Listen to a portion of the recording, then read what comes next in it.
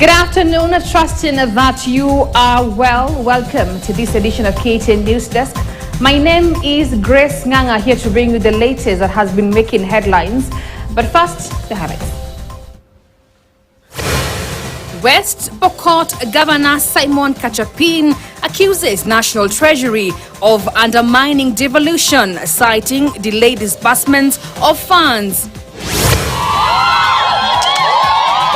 Outrage in Kiambu County as women take to the streets to protest the alarming rise in gender-based violence. Tourism stakeholders urge to prioritize environmental conservation to protect and grow attraction sites. And police in Busia launch manhunt for a man accused of cutting his baby's head following domestic dispute.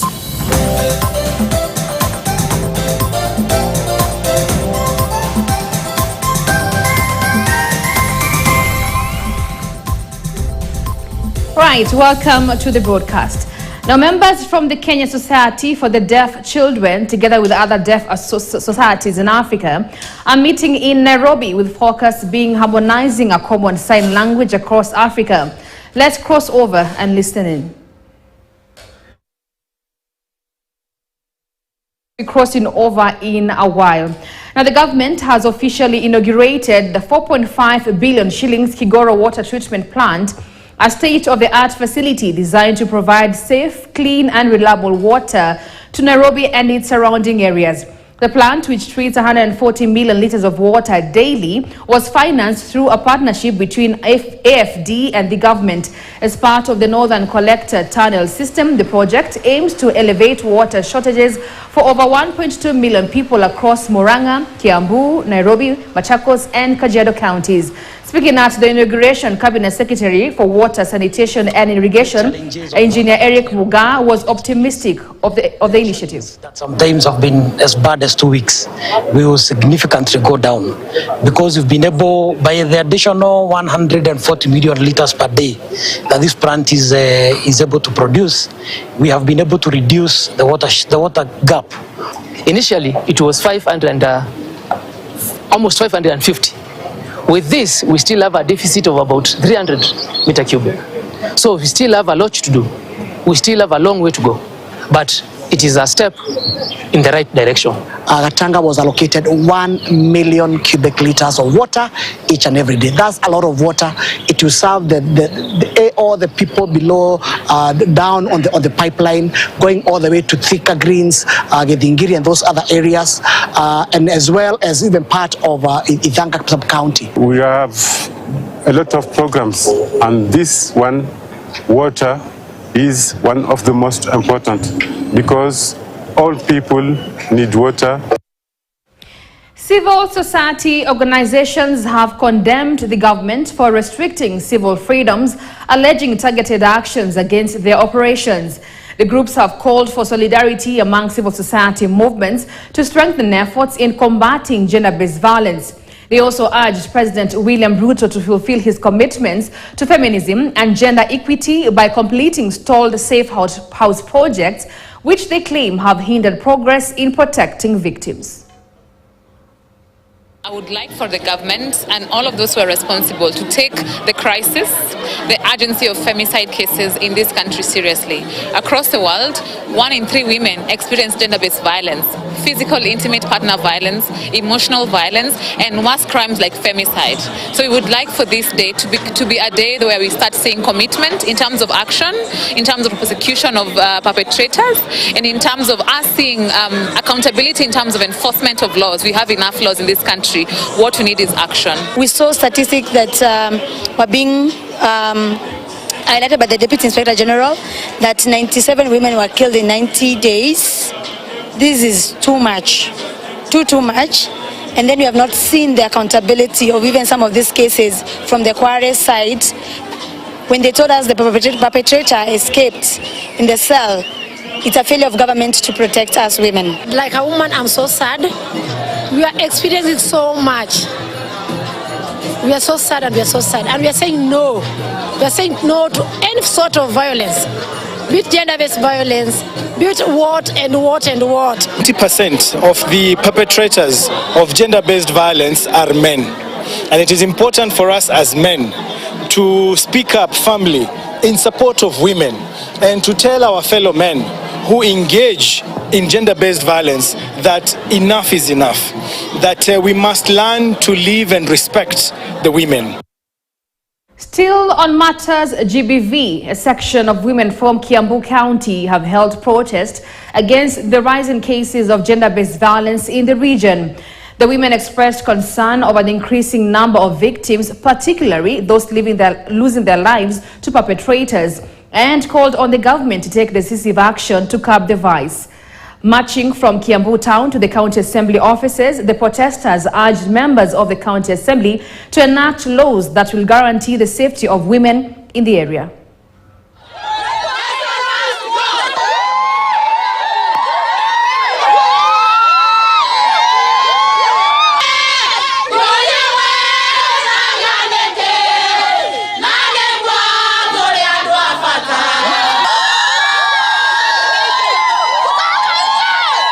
We are together with all women leaders in this country who are against the femicide. They are all fighting it. We are organizing demonstrations on how we can prevent this. I'm very sure everybody is touched. Even some men are touched because one can be your sister, your wife, your sister-in-law, or your daughter. So we have to come, all of us, and fight this fight. Women are in the femicide era. Everybody is killing women right, left. We are being collected everywhere. We are being collected in the bushes, bones. We are being slaughtered like goats. Instead of bringing mswada za kusaidia wamama, wanaleta mswada ya kupiga wamama, kutumaliza nguvu. Na sisi ndio tuko na nguvu sasa. Watajua women are in power by fire, by force. Mama ndio kila kitu. Na ndio maana tunaomba tuheshimiwe. Na kila mzazi anapeleka msichana wake shule. Ama msichana ama mvulana tunampeleka shule. Unataka kuniambia nikilea mtoto wangu akienda shule kuna mahali atafika na apingwe atijue yeye ni msichana ama yeye ni mama kama mimi. Right, from Kiambu County and in Kisii County, stakeholders have expressed concerns over violence targeting women and the girl child and have now called for a comprehensive strategy to address the matter. Speaking when they marched through Kisii town to mark the 16 days of activism against gender-based violence, stakeholders acknowledged progress made in tackling the crime, but noted that isolated cases still persist. County Gender Director Leleo Kipkemoi condemned violence against children and unmarried women, particularly those being evicted from their homes and disposed of family land, calling for urgent solution.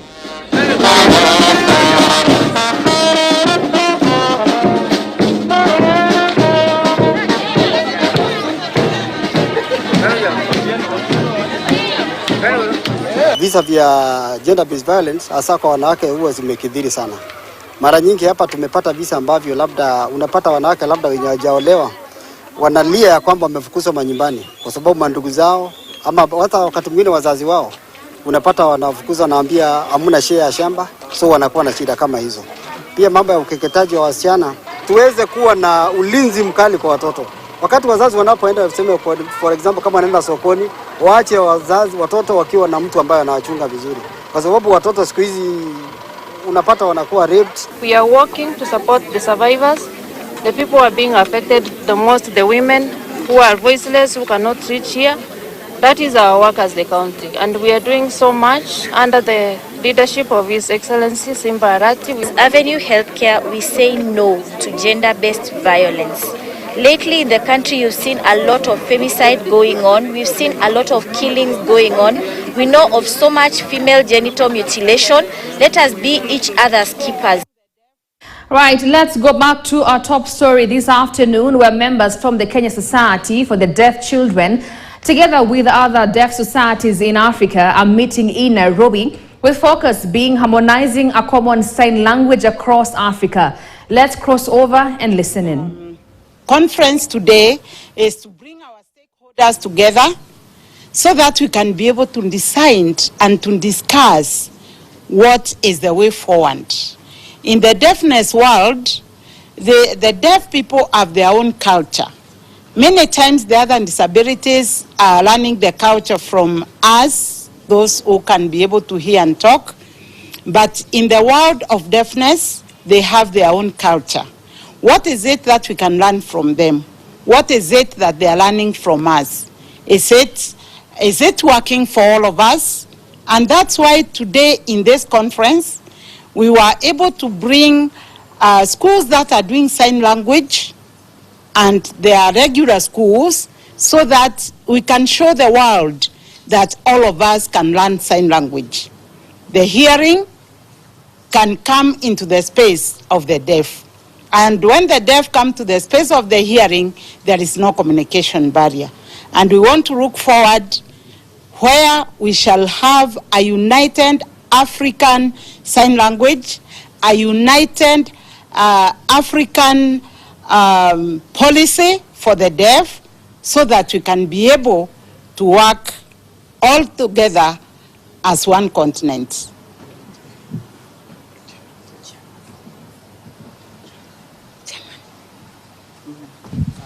Thank you. Meanwhile, as part of the government's efforts to boost overseas jobs placements, 50 hospitality graduates from Thika-based Cascade Institute of Hospitality have secured positions with Europe-based Kigoro Corporation.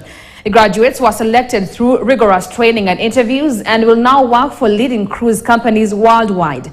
This initiative is expected to enhance Kenya's remittances from abroad, contributing to the country's economic growth. Of Kenya, vote to 5 years I spent like this. So keep a broad smile, talk with confidence, and not only confidence, be sure of what you are.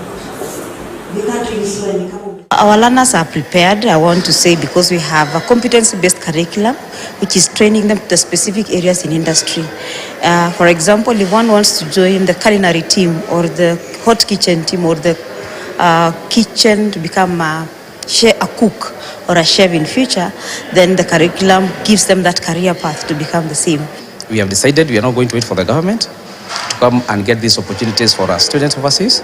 We'll go a step higher and search and do a lot of research on the available opportunities. It has been my dream to work outside Kenya because I do love traveling a lot, and by working on the cruise ship, I'll be living my dream, and I'll also be working on the career course that I love so much. Personally, I'm really grateful for the opportunity. Like, this is really amazing. Like, most of the people actually outside there, like, they are jobless, and Cascade Institute of Hospitality have actually bring us zone, so that at least it will help us. Now to some chilling and disturbing news. A 3-month-old baby from Nangoma village, Busia County, is recovering from severe head injuries after being attacked by his father with a slasher following a domestic dispute. According to the child's mother, Wilfresha Onyango, the father, Collins Oma, began quarreling before grabbing a slasher and attacking the baby in an attempt to kill him. Neighbors intervened, apprehended the suspect, and handed him over to officers from the Matayos police station, where he is being held as investigations continue.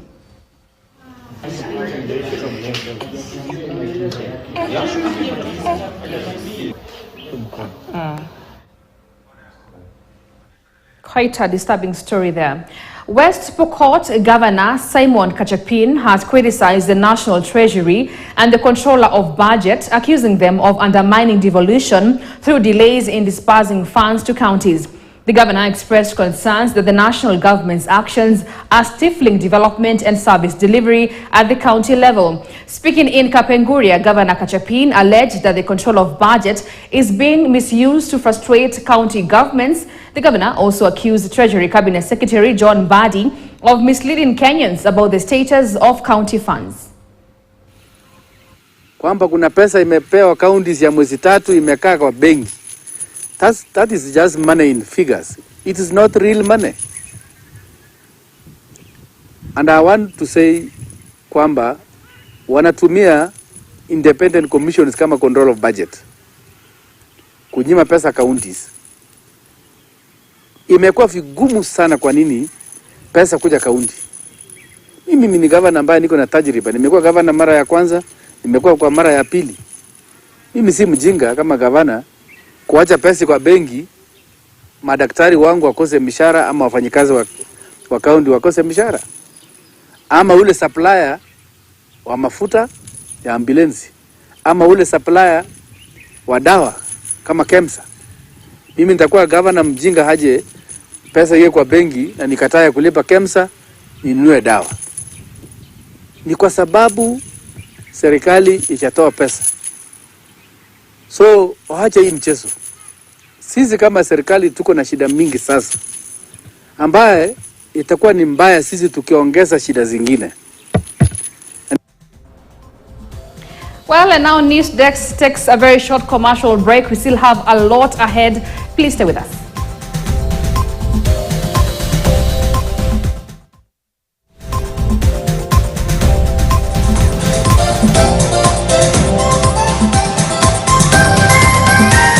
Back, and of course we appreciate your viewership. Now, Wiper Party leader Kalonzo Musyoka was in court as judges commenced the hearing of a case against the Adani group deal in the country. Chief Justice Martha Koome last month appointed judges Jairus Nga, Moses Ado and Lucy Njuguna to hear the petitions against the Adani deals. Let's listen in to what happened in the morning session. Justice Barasa. And the effect of the proceedings today, the net result is conservatory orders remain in place. Have actually been granted. Have actually been granted today, and they remain in place regardless of what may have been said by William Ruto in Parliament. You had some discussion about what was actually cancelled. All right? Whatever was cancelled, those things need to be brought before the court. And therefore, we remain seized and want to assure Kenyans that we are seized of this matter. And one of the things that, in fact, we want to do is to do a further affidavit by the petitioner and bring for record purposes and for purposes of taking what in law is called taking judicial notice of the indictment of Adani in the United States of America under the Foreign Corrupt Practices Act, so that this matter is also reflected in our domestic situation. So this Adani deal is not just about Kenya, it's the whole world. Because when he was indicted, the media everywhere, Al Jazeera, BBC, everybody had Kenya brought on focus that this whole matter had to do with high-level corruption. And we are saying, as you had Councillor Kibe argue, don't want people to cancel things and then leave Kenyans with huge burdens, paying compensation where it was not necessary. So we want this matter gone into in greater detail to even get to know who was paid what. It is very important because under the indictment in the United States, the amounts were elaborated, $265 million, and what was paid to Indian officials. We believe that a lot of money was paid to Kenyan officials here. They will not go away without us exposing them. So the country will get to know. We cannot deal with critical infrastructure like Jomo Kenyatta International Airport and have it, haphazardly handled. We're also saying, and we repeat, that we are not averse to foreign direct investment. In fact, we will come up with proposals on how best to modernize our international airport because it's in a very poor state. That's a fact. I don't know whether some leakage was reported that time and people ran to the airport and then they said, now this is the opportunity to make big money out of it. We are saying to them, it will not happen. All right, Wiper Party leader Kalonzo Musyoka there. And of course, we'll be bringing you more of what transpired in the morning session as that particular case commenced this morning in our subsequent bulletins. So please do stick to KTN. Now, Interior Principal Secretary Raymond Omolo has underscored the government's unwavering commitment to combating terrorism and violent extremism. Addressing participants during the Prevention of Violent Extremism Model Bill for County Governments workshop in Naivasha, the PS highlighted the persistent threat posed by violent extremism, emphasizing that while security agencies have successfully thwarted numerous attacks, vigilance remains critical. As NCDC, we have embarked on a whole of government and whole of society approach in the fight against terrorism and violent extremism. The strategy brings together state and non-state actors to strengthen resilience against violent extremism, prevent and counter radicalization and recruitment into terrorism. And we wish to offer our commitments as County Assemblies Forum to ensure that this bill will sail through to its finalization, and we will support in ensuring that all county assemblies are able to adopt this bill uniformly. We did one in 2022 for climate change. Counties remain on the front line in addressing the root causes of violent extremism, including youth unemployment, marginalization, and limited access to opportunities. The bill will provide counties with the tools to address these challenges, ensuring preventive measures are integrated into local governance structures. As the chair of the Security and Foreign Affairs Committee of the Council of Governors, I reaffirm our collective commitment to collaborating with the national government agencies, development partners, and civil society to ensure that the fight against violent extremism is inclusive and community-driven. Meanwhile, the Music Copyright Society of Kenya has invited the DCI to the institution to investigate the loss of 56 million shillings from more than 17,000 artists in Kenya, as advised by the chairman of the Kenya Copyright Board. MCSK has urged musicians to come on board and build the plight of artists. MCSK chairman Pamela Binale has promised to streamline operations in the office to address the plight of artists.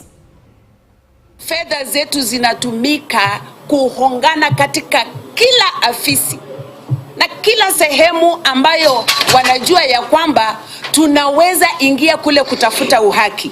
Fedha zinapelekwa huko. Tunapotafuta uhaki hata kutoka kwa mapolisi, tunakuta already washafika huko. Hata press wamelipa huko tusilipwe. Sasa hii wamelipa mpaka goons waje hapa. Na sisi we are doing the right thing. So, I'm addressing this to the leadership of this country. If you guys are for the will and the betterment of our members, kindly come to our rescue, because sisi hatutaki, sisi tunatetea members. Wasanii tunaumia, tunateseka. Muingililie chama cha MCSK ambacho kina collect katika taifa la Kenya, na hiyo pesa haifikii mwanamuziki. Sisi kama bodi mpya tuko tayari kufanya kazi na serikali, tuokote pesa, msanii apate haki yake.